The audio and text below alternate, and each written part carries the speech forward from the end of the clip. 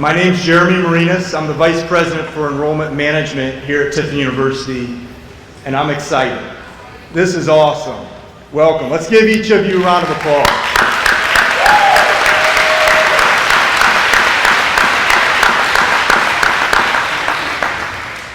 It's my honor to introduce Tiffin University's new president, Dr. Curtis B. Charles.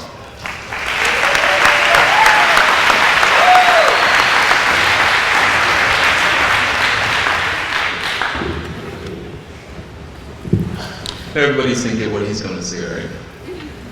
So I'm excited. According to Jeremy, this is an exciting time for students. I just want to do a couple of things recognize a couple of people before we start.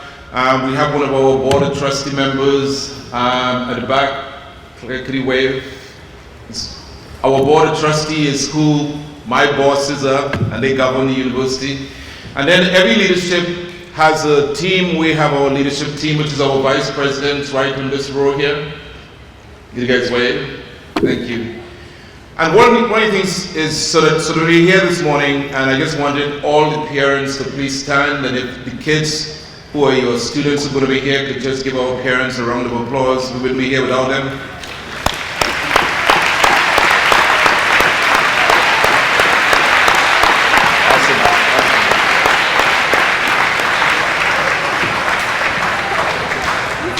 So thank you. So in order to be successful in college, it takes a whole team. You know, the whole concept that it takes a village. So if every single Tiffin staff and faculty could just stand so the students and their parents could see who you are, who's going to take care of the children in the next 4 years, please stand and let's give them a round of applause.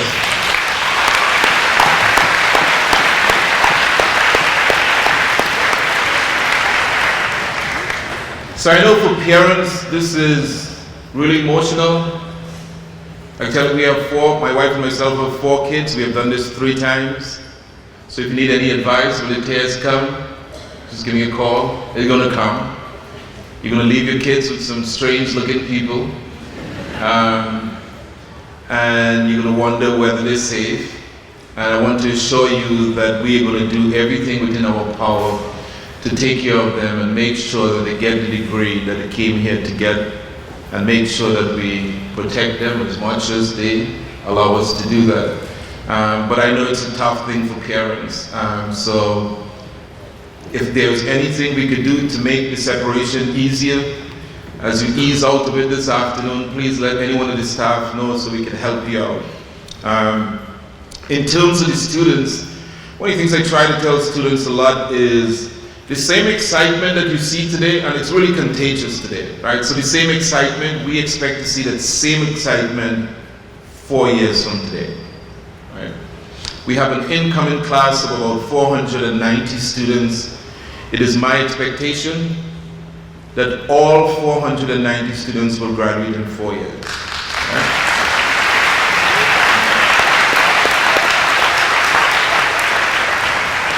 So from a personal perspective, I know you could do it, right? So my job today is to challenge you to do it. Before I give you that challenge, I want us all to just recognize all of our freshman students. So if the freshman students could just rise, all, please.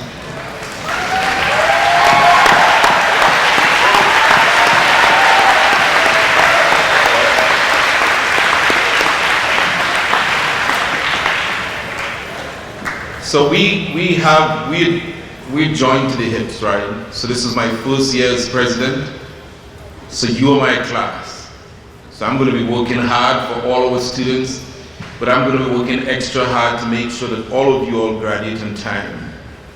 So I wanted to challenge each one of the students a little bit and tell you a brief story that I hope is going to motivate you, and I hope it's give you encouragement to just press when it gets a little bit tiring, because it's going to get tiring. I can guarantee you that. So by my accent, you could surmise that I'm from the Caribbean, so I'm from Trinidad. Wow, there's some Trinidad in the room. Caribbean, thank you.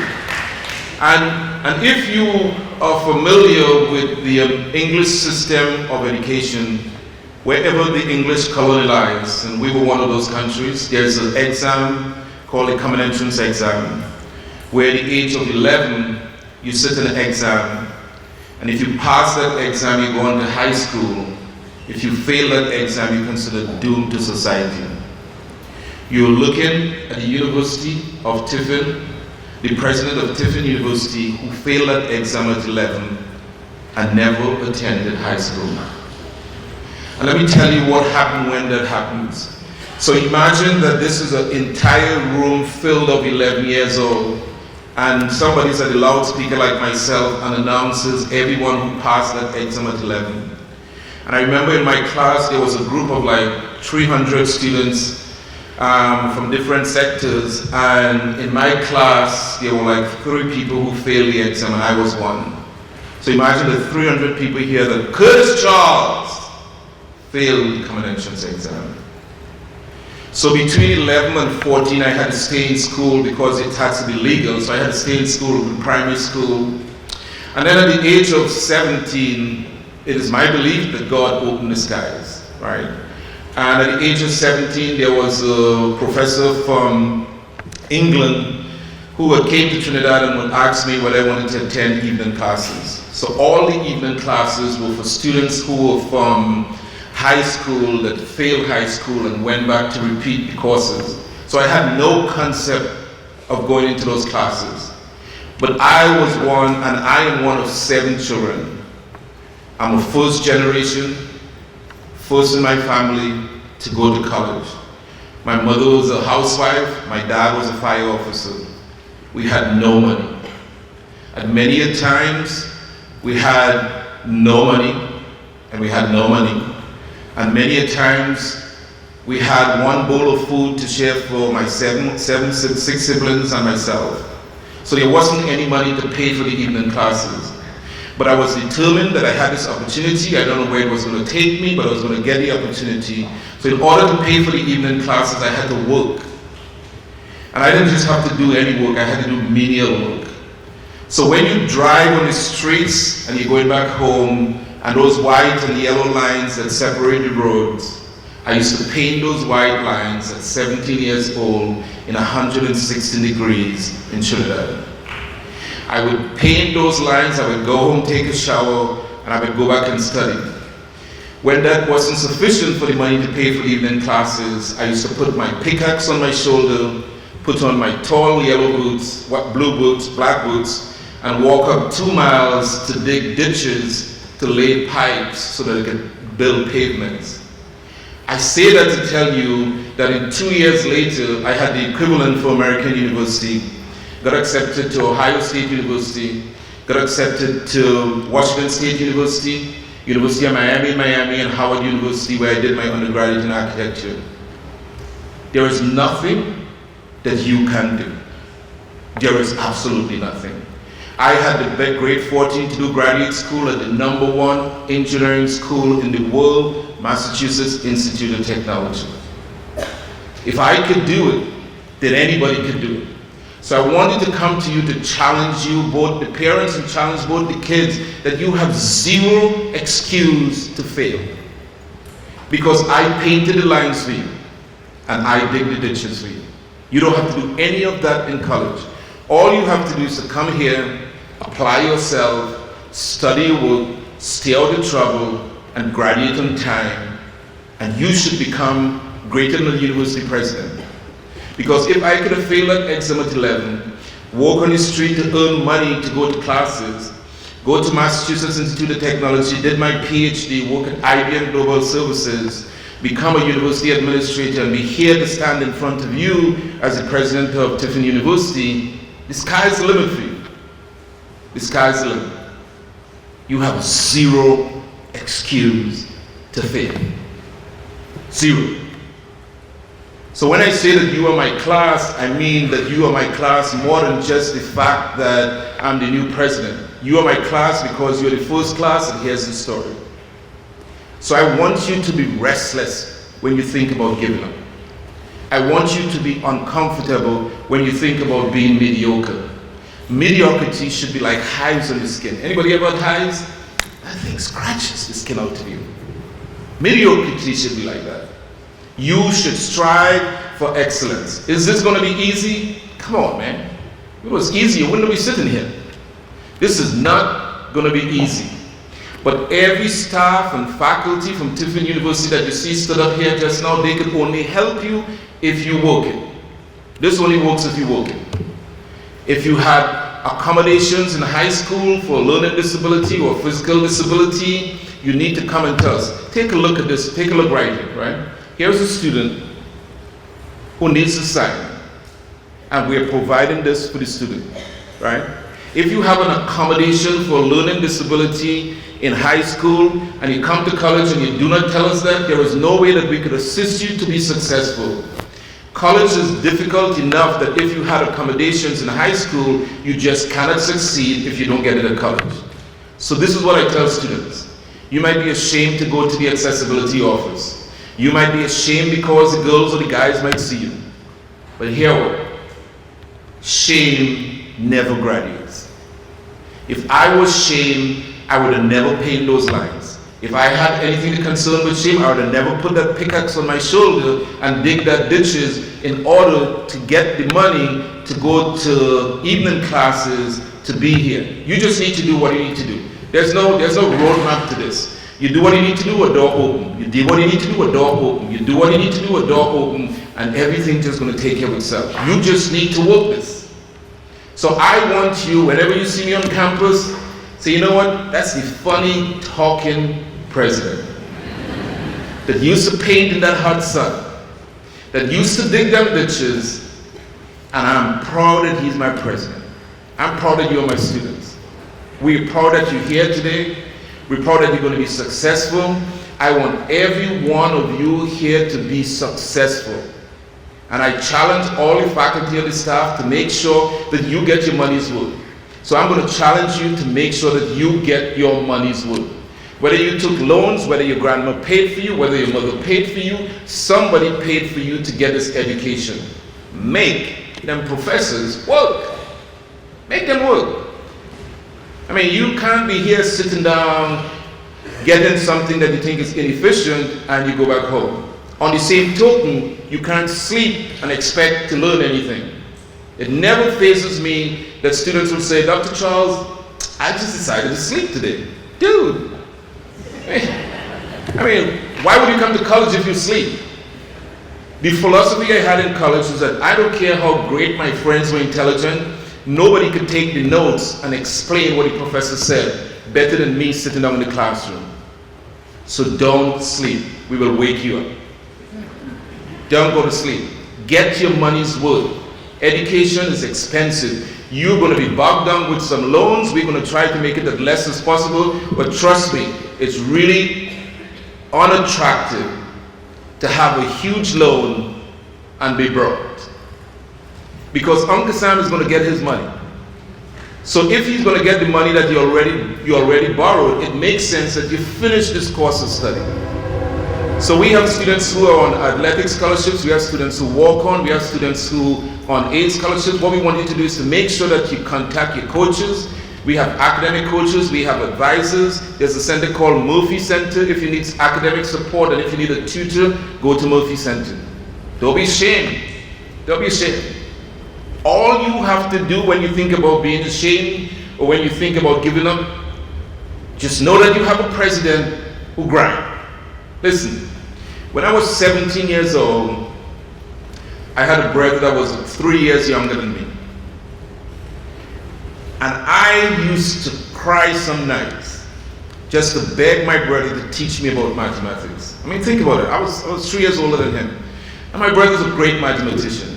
But some nights he probably was tired. Some nights he was probably tired of me asking him. But I was so hungry. Man, I was just hungry.